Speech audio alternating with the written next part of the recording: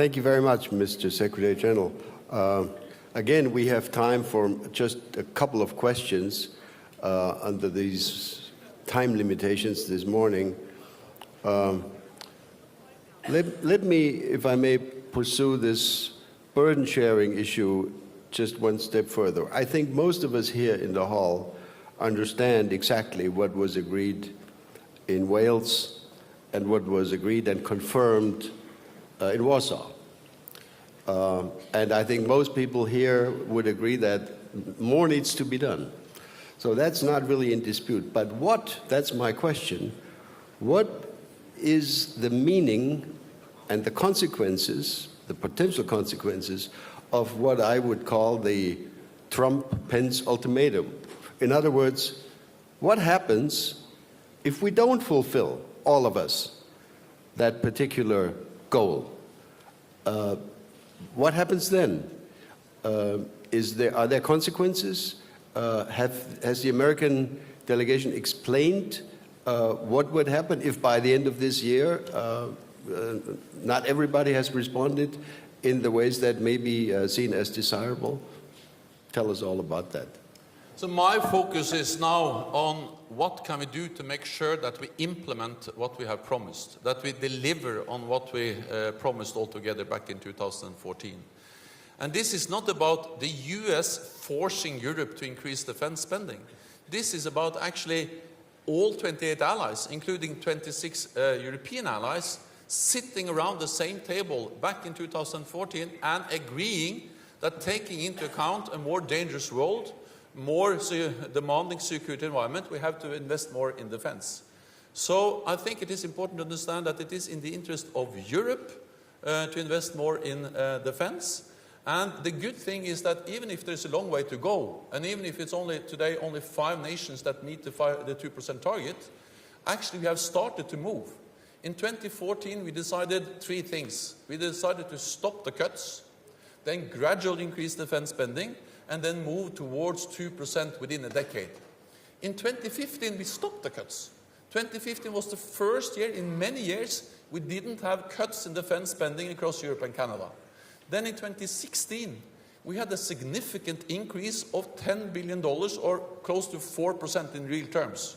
So actually, after just 2 years, we have made 2 important steps, stopped the cuts and started a significant increase. We have a long way to go, there's much more to do, but I'm encouraged by that we have started to move in the right direction.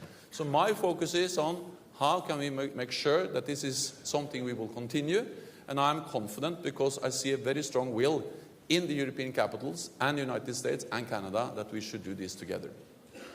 Thank you. There was a question, if I'm not mistaken, from one of our Russian participants. Thank you so much, Konstantin Kosachev, the Russian Parliament. Mr. Secretary General, coming from Russia, I became strongly confused right now listening to you for the simple reason you were repeatedly speaking not just on behalf of NATO, which would be a most natural thing, but on behalf of the whole Europe. I consider Russia and other European countries as natural European participants, as NATO members. But you were repeatedly saying North America is in need of Europe, Europe is in need of North America, and so on and so forth.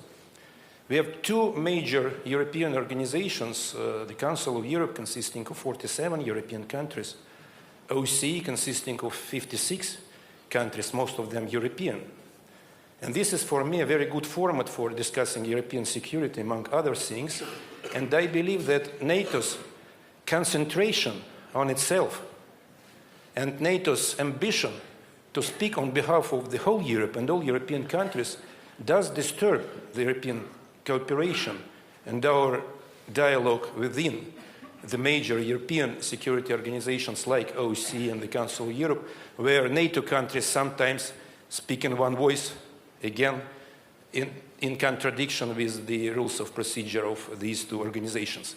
For me, as a Russian politician, NATO is probably a good thing for NATO countries, but it's a bad thing for European security because it does not unite Europe. It divides Europe and it divides security, providing better conditions for certain countries and other conditions for the rest of the countries of Europe. How would you respond on that? First of all, I really believe that a strong transatlantic bond is good for the whole of Europe because it contributes to peace and stability in Europe, and that's good for the whole of Europe. Second, NATO is strong not only because we represent 28 allies, we are 28 allies, and I represent those allies, but NATO is strong also because we have more than 40 partner nations, and many of them in Europe. We work closely with countries like Sweden and Finland in the north, and I know very much that they also welcome a strong transatlantic bond. We work with countries in the Balkans, the Western Balkans. Some are members, but some are not. But they are partners of NATO, and they appreciate the strong transatlantic bond. We work with countries like Georgia and Ukraine, not NATO members, but strongly in favor of a strong partnership with NATO and a strong transatlantic bond. So I really believe that the transatlantic bond is important for the 28 allies, of course, but it's also important for the stability and the peace in Europe. Add to that NATO has also enabled the enlargement of the alliance after the Cold War, and also been a framework also for the enlargement of the European Union, which I think is important, both of them making NATO, Europe stronger and at peace. Great. There was a question from way back. Yes, please. Is this Ming Campbell? I think it is. Lord Campbell. Thank you. Secretary General, thank you very much. I wonder if in this elongated debate you would accept that the question is not so much what we spend, but how we spend it. And in particular, we should bear in mind that the 2% is a minimum. It's a minimum target and should be interpreted in that way.